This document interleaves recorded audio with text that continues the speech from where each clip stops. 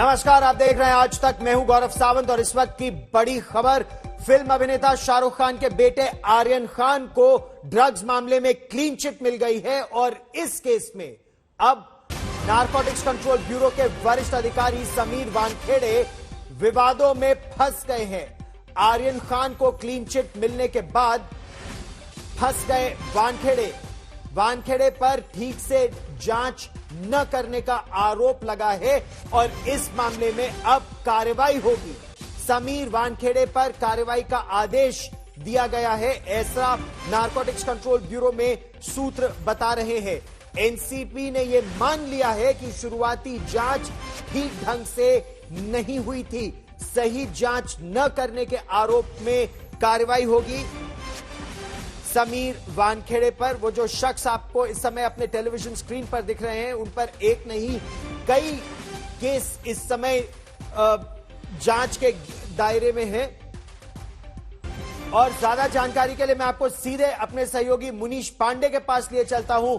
मुनीश, जो clean chit मिली है आर्यन खान को, मोहक जायसवाल को, कुछ लोगों को चार्जशीट किया गया है, कुछ लोग को पूरी तरह से क्लीन चिट दे दी गई है क्योंकि उनके खिलाफ कोई सबूत नहीं मिला। लेकिन जिस तरह से शुरुआती जांच हुई, कहां कहां खामियां थी, कहां कहां गलतियां थी, अब क्या कार्रवाई होगी समीर वानखेड़े के खिलाफ? जी देखिए, सूत्र हमें जानकारी दे रहे हैं कि इस मामले की जब चार्जशीट फाइल हुई और गृह मंत्रालय को बताया गया कि इस मामले में जब जांच शुरू हुई थी, उस वक्त जोनल डायरेक्टर समीर वानखेड़े उसका प्रतिनिधित्व कर रहे थे, उस जांच टीम का, और जांच के दौरान कई कमियां पाई गई। उसके आधार पर गृह मंत्रालय ने कॉम्पिटेंट अथॉरिटी यानी कि फाइनेंस मिनिस्ट्री को साफ शब्दों में कहा है कि आप समीर वानखेड़े के खिलाफ में गलत जांच करने के आरोपों में पहले तो आप कार्रवाई कीजिए, और दूसरा, गृह मंत्रालय के सूत्रों ने यह भी जानकारी आज तक को दी है कि पहले से ही फर्जी जाति सर्टिफिकेट यानी कि फेक सर्टिफिकेट मामले में उनके ऊपर कार्रवाई की जा रही है। तो समीर वानखेड़े की मुश्किलें बढ़ती यहां पर नजर आ रही है। अब जो गौरव आपने सवाल किया हुआ था कि आखिरकार क्या कमी रहेगी, तो कुल मिलाकर 6 ऐसे कुल मिलाकर जो एसआईटी है एनसीबी की, उसने 6 ऐसे पहलुओं पर जांच की। पहला उसमें यह था कि आर्यन खान के पास से रेड करने के टाइम यानी कि छापेमारी के दौरान कोई भी ड्रग्स उनके पास से बरामद नहीं किया गया था। दूसरी और सबसे महत्वपूर्ण बात यह थी कि उस मामले में जब छापेमारी की गई तो जो बाकी लोगों के ऊपर से ड्रग्स बरामद की गई थी, उससे ही आर्यन खान से मिला हुआ ड्रग्स बताया गया था। तीसरा, कंजम्पशन को लेकर यानी कि ड्रग्स का सेवन करने को लेकर आर्यन खान के ऊपर आरोप लगे थे। एसआईटी ने पाया कि उस वक्त की जो तत्कालीन टीम थी, जिसका प्रतिनिधित्व समीर वानखेड़े कर रहे थे, उस वक्त के मुंबई के जोनल डायरेक्टर, उन्होंने आर्यन खान का मेडिकल भी नहीं कराया था। चौथी बात व्हाट्सएप चैट को लेकर कही जा रही है। व्हाट्सएप चैट में शुरुआत में आरोप लगाया था कि ऐसा लग रहा है कि कोई अंतर्राष्ट्रीय गिरोह में शामिल हो सकते हैं आर्यन खान, लेकिन एसआईटी ने दावा किया हुआ है कि जब व्हाट्सएप चैट को खंगाला गया तो कोई ऐसे सबूत नहीं मिले जिससे कि यह पता चल पाए कि आर्यन खान का इंटरनेशनल ड्रग्स सिंडिकेट यानी कि कोई अंतर्राष्ट्रीय ड्रग्स के कारोबार से लेना देना है या नहीं है। पांचवी और सबसे महत्वपूर्ण बात इसमें यह बताई जा रही है कि जिस तरह से वहां पर छापेमारी की गई थी, उसमें आर्यन खान के पास से ड्रग्स मिला या नहीं मिला, इसकी कोई वीडियोग्राफी भी नहीं की गई थी। छठा, इसमें एसआईटी टीम का यह कहना है कि जो एनडीपीएस के मैनुअल है उसको फॉलो नहीं किया गया था, यानी कि आर्यन खान के फोन को सीज करने की भी कोई जरूरत नहीं थी, लेकिन फिर भी उस समय समीर वानखेड़े और उनकी टीम ने उनके फोन को सीज कर लिया था।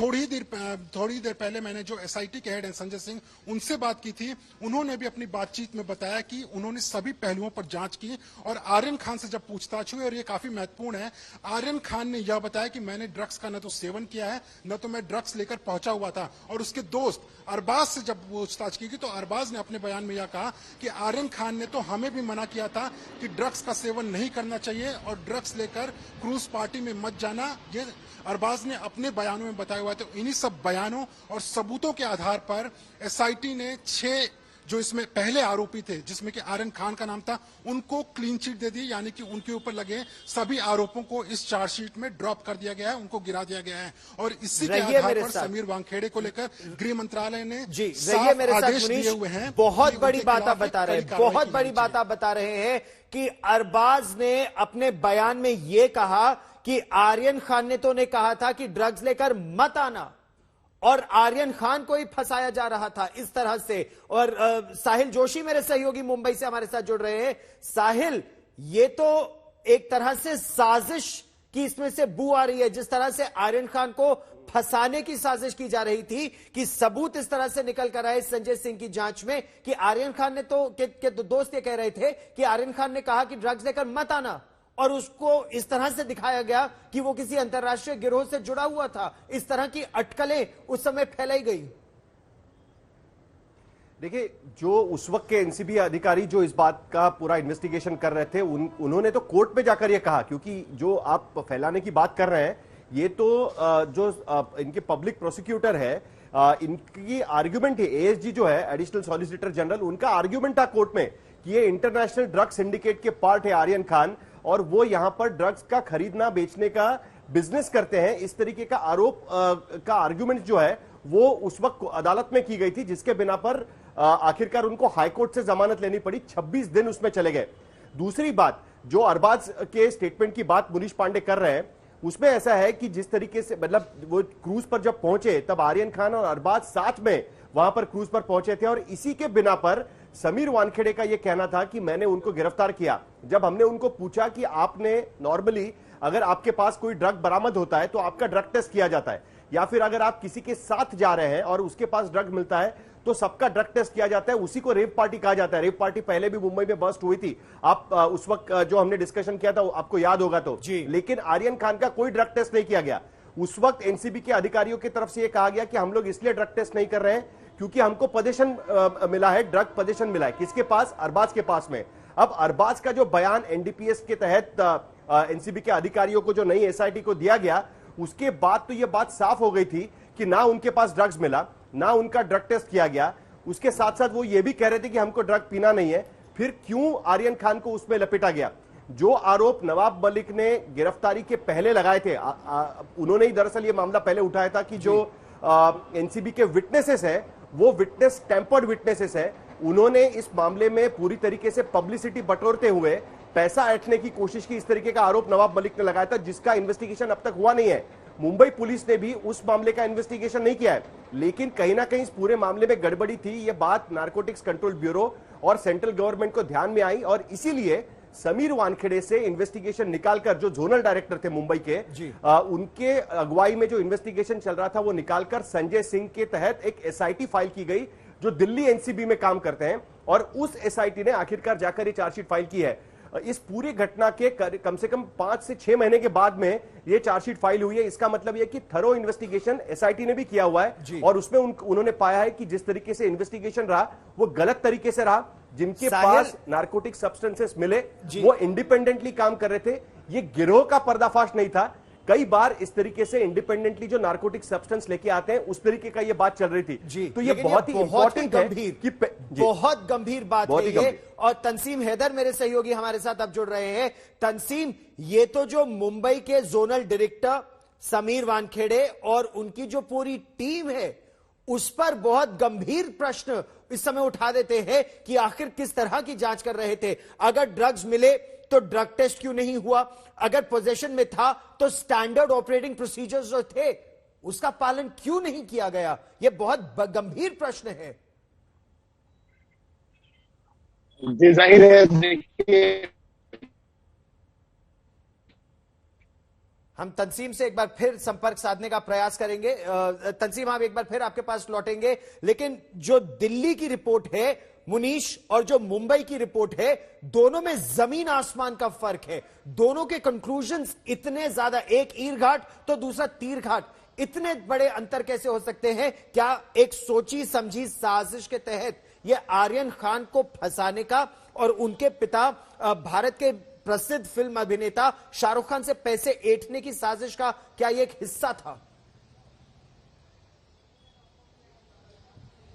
गौरव, मैंने ठीक यही सवाल संजय सिंह से किया जो कि एसआईटी के हेड है, और संजय सिंह ने यह कहा कि अभी फिलहाल के लिए ये तो हम नहीं बोल सकते कि क्या उस वक्त के जो एनसीबी के अधिकारी थे समीर वानखेड़े, उनका कोई इरादा आर्यन खान या शाहरुख खान को फंसाना था, उनको बदनाम करना था, ऐसा हम साफ तौर पे नहीं बोल सकते। लेकिन उससे लेकर विजिलेंस की एक इंक्वायरी एनसीबी की तरफ से खुद चल रही है।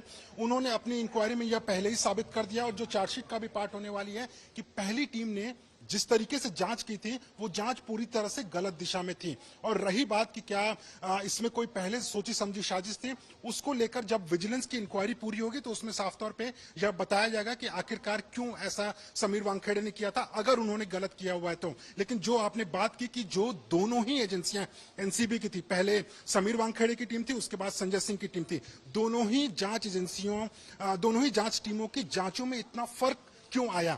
तो साफ तौर पे संजय सिंह का यह कहना है कि हमने जो आरोपी उस समय गिरफ्तार हुए थे उन सबके फिर से उन्होंने बयान दर्ज किए, सबूतों को खंगाला, व्हाट्सएप चैट को देखा, जो उस वक्त सीज किए हुए एविडेंस थे उनको देखा और ये पाया कि आखिरकार आर्यन खान और 5 और लोगों के ऊपर जो आरोप लगाए गए थे वो पूरी तरह से निराधार थे। न तो उनका ड्रग्स से कोई लेना देना था, न तो वो कंज्यूम करते थे, ना ही वो पार्टी में ड्रग्स लेकर पहुंचे हुए थे।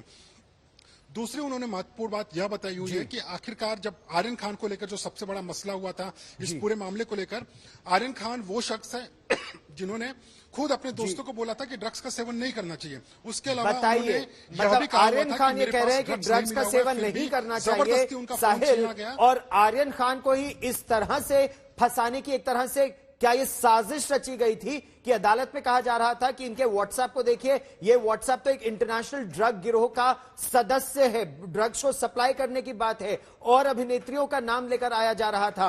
तो मकसद क्या था? क्या इस मकसद की भी जांच हो रही है? क्या समीर वानखेड़े और जो उनकी टीम है उनकी तरफ से, चाहे सूत्रों के हवाले से, कोई एक्सप्लेनेशन आया है कि इतना जमीन आसमान का अंतर क्यों और कैसे? देखिए, ऐसा है, समीर वानखेड़े से मैंने बात करने की कोशिश की। उनका यह कहना है कि अब वो ये केस से रिलेटेड नहीं है। ना ही सिर्फ इतना, अब वो नारकोटिक्स कंट्रोल ब्यूरो में ही नहीं है, उनको अपने होम कैडर में यानी डायरेक्टर ऑफ रेवेन्यू इंटेलिजेंस में उनको भेज दिया गया है, जिसके वजह से वो इस केस पर बिल्कुल बात नहीं करेंगे। ये बात उन्होंने सामने रखी है। रही बात अब डिपार्टमेंटल इंक्वायरी की, आपको याद होगा कि जब नवाब मलिक ने उन पर आरोप लगाए, उसके बाद उनके समर्थन में जो लोग खड़े हो गए थे कि एक अधिकारी को इस तरीके से बदनाम किया जा रहा है, अब वो लोग इस पर क्या कहते हैं वो देखना होगा। क्योंकि देखिए, ये पूरा मामला सिर्फ आर्यन खान के केस से लगातार जुड़ा हुआ नहीं रहा, इस पूरे मामले पर खूब राजनीति भी हुई है। इसको लेकर सेंटर वर्सेस स्टेट की राजनीति भी यहां पर की गई। अब देखिए किस तरीके से बयान आ रहे हैं। नवाब मलिक जो इस वक्त ईडी के कस्टडी में है, यानी ईडी ने उनको गिरफ्तार किया, वो जुडिशियल कस्टडी में है, उनके दफ्तर के तरफ से एक ट्वीट किया गया है। उसके साथ साथ उनकी बेटी ने ट्वीट किया है कि सच्चाई की जीत हुई है। अब नवाब मलिक के बारे में उनका क्या कहना है? प्रियंका चतुर्वेदी शिवसेना की सांसद है, उन्होंने ट्वीट किया है और कहा है कि जिस तरीके से फर्जीवाड़ा किया गया, अब सुशांत सिंह राजपूत केस में भी सीबीआई जल्द ही अपनी रिपोर्ट फाइल करे पटना के कोर्ट में, ताकि यह बात साफ हो जाए। तो इतनी सारी चीजें आर्यन खान के केस से रिलेटेड हो रही थी। अब रही बात नारकोटिक्स कंट्रोल की केस सब्सटेंस की, हमको यह समझना होगा कि समीर वानखेड़े ये नारकोटिक्स कंट्रोल ब्यूरो के अधिकारी नहीं है। उन्हें लोन पर, यानी उनको ट्रांसफर करके नारकोटिक्स कंट्रोल ब्यूरो में भेजा गया था जब सुशांत सिंह राजपूत के मामले में नारकोटिक्स कंट्रोल ब्यूरो ने जांच शुरू की थी। उनको डीआरआई से और कस्टम डिपार्टमेंट से यहां पर ट्रांसफर किया गया था, उनको एक बार एक्सटेंशन दिया गया। अब जो पहले के केसेस समीर वानखेड़े से जुड़े रहे हुए हैं, उसमें रिया चक्रवर्ती के मामले में भी जब अदालत ने रिया चक्रवर्ती को बेल पे रिहा किया, तब भी उन्होंने कहा कि जिस तरीके के चार्जेस रिया चक्रवर्ती पर लगाए गए हैं, उस तरीके का कोई भी सबूत यहां पर नहीं दिख रहा है। इसके वजह से रिया चक्रवर्ती को वो बेल पे रिहा कर रहे हैं। तो तब से ही समीर वानखेड़े और उनकी टीम के इन्वेस्टिगेशन पे सवाल उठाए जा रहे थे। आर्यन खान वाले मामले में क्या हुआ कि महाराष्ट्र के एक मंत्री ने प्रेस कॉन्फ्रेंस करके सीधा आरोप लगाया कि इस मामले में फर्जीवाड़ा हो रहा है। इस मामले से जुड़े जो विटनेसेस है, जो नारकोटिक्स कंट्रोल ब्यूरो के अधिकृत विटनेसेस हैं, उन विटनेसेस ने क्या संबंध कहीं पॉलिटिकल पार्टी से जुड़ा हुआ है, कहीं वो पुलिस की तरह आरोपियों को पकड़कर लेके आ रहे हैं, और जो वहां पर कॉन्फिस्केट किए गए हैं ड्रग्स या बाकी सामान, उसका कोई भी प्रोसीजर फॉलो नहीं किया गया है, इस तरीके का आरोप लगाया गया था। जिसके बाद नारकोटिक्स कंट्रोल ब्यूरो के हेड ऑफिस को यह समझ में आ गया कि कुछ तो फर्जीवाड़ा यहां पर हो रहा है, जिसके वजह से जो ओरिजिनल लोग थे कि जो इन्वेस्टिगेशन कर रहे थे अंडर समीर वानखेड़े, उनको केस से हटा दिया गया और संजय सिंह के नेतृत्व में दिल्ली एसआईटी की एक एनसीबी की एक एसआईटी बनाई गई। उसकी ये चार्जशीट अब फाइल हुई है। अब जब इस मामले की जांच होगी तभी पता चलेगा। देखिए, उसका इंडिकेशन हो चुका है। पूजा ददलानी जो शाहरुख खान की सेक्रेटरी है, उसको लेकर सवाल उठाए गए थे। प्रभाकर साइल, जिनका इंटरव्यू इंडिया टुडे ने किया था, आज तक ने किया था, जिसमें उन्होंने सवाल उठाए थे कि किस तरीके से एक विटनेस किरण गोसावी उनसे पैसे मांगने की कोशिश कर रहे थे पूजा ददलानी से जी। उसकी जांच मुंबई पुलिस करने वाली थी, लेकिन कोई गवाह उसके सामने नहीं आया। मुझे नहीं लगता कि इस इन्वेस्टिगेशन में भी कुछ ज्यादा निकल कर आएगा, लेकिन यह हो सकता है कि प्रोसीजरल लैप्सेस के मामले में जिस तरीके से विटनेसेस लाए गए, क्योंकि विटनेस सिलेक्ट करना यह बहुत बड़ी बात होती है। आपको पता होगा कि इन्वेस्टिगेटिंग एजेंसी कोई विटनेस खड़ा करती है तो उसकी वो विटनेस इंपेकेबल होना चाहिए, उस पर कोई दाग नहीं होने चाहिए। करेक्ट, वो इंडिपेंडेंट विटनेस होना चाहिए। अब इस बारे में जांच जरूर हो सकती है, जो डिपार्टमेंटल इंक्वायरी होगी या बाकी सारी इंक्वायरी होगी कि प्रोसीजरल लैप्सेस क्या हो गए, क्या आर्यन खान के मामले में पब्लिसिटी बटोरने के लिए किया गया या कोई पैसे का भी एंगल है। एक बहुत बड़ी बात है ये, और ये बहुत बड़ी चिंता की बात है। साहिल और मुनीश, एक प्रजातंत्र की दृष्टि से अगर आप देखिए तो कितनी बड़ी बात है ये कि अगर ये शाहरुख खान जैसे अभिनेता के बेटे के साथ हो सकता है तो आपके हमारे किसी आम नागरिक की क्या हैसियत और क्या बिसात कि क्या पुलिस वाले या नारकोटिक्स कंट्रोल ब्यूरो के अधिकारी कुछ भी कर सकते, किसी को फंसा सकते हैं, किसी को जेल में डाल सकते हैं। मुनीश, ये तो बहुत गंभीर प्रश्न हमारी एजेंसियों पर, इस तरह की नारकोटिक्स कंट्रोल ब्यूरो जैसी एजेंसीज पर बहुत बड़ा प्रश्न चिन्ह है ये। मुनीश जी बिल्कुल गौरव, मैं ठीक एनसीबी का जो दिल्ली में हेडक्वार्टर है उसके सामने ही मौजूद हूं। और देखिए, इसमें सबसे बड़ा सवाल यह खड़ा होता है कि देखिए, अगर आर्यन खान निर्दोष थे और उनके ऊपर गलत आरोप लगाए गए तो एक शख्स 26 दिन तक जेल में रहा जो कि आज की तारीख में बेकसूर था, उसका ड्रग्स से कोई लेना देना नहीं था। 26 दिन किसी भी शख्स का, और ऐसे शख्स का जो कि अपना करियर बनाना चाहता है, अपनी पढ़ाई कर रहा है, उसका 26 दिन तक जेल में रहना ये वाकई में दुर्भाग्यपूर्ण है अगर वो निर्दोष है तो।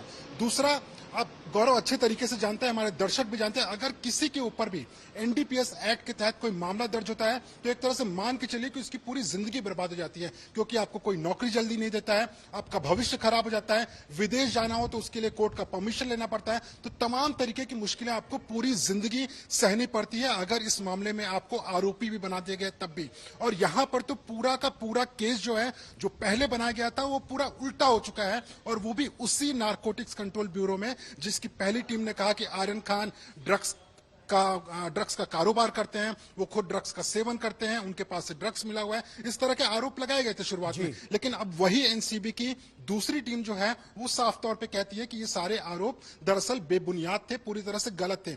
इन सब के बीच में अगर इसमें किसी के सबसे ज्यादा हानि हुई है, किसी की सबसे ज्यादा क्षति हुई है, तो एक तो पहला एनसीबी की खुद की एजेंसी, और दूसरा वो आर्यन खान के भविष्य के साथ खिलवाड़, अंदर रहना, जो लोग जिन लोगों का नाम अल्टीमेटली चार्जशीट में नहीं है।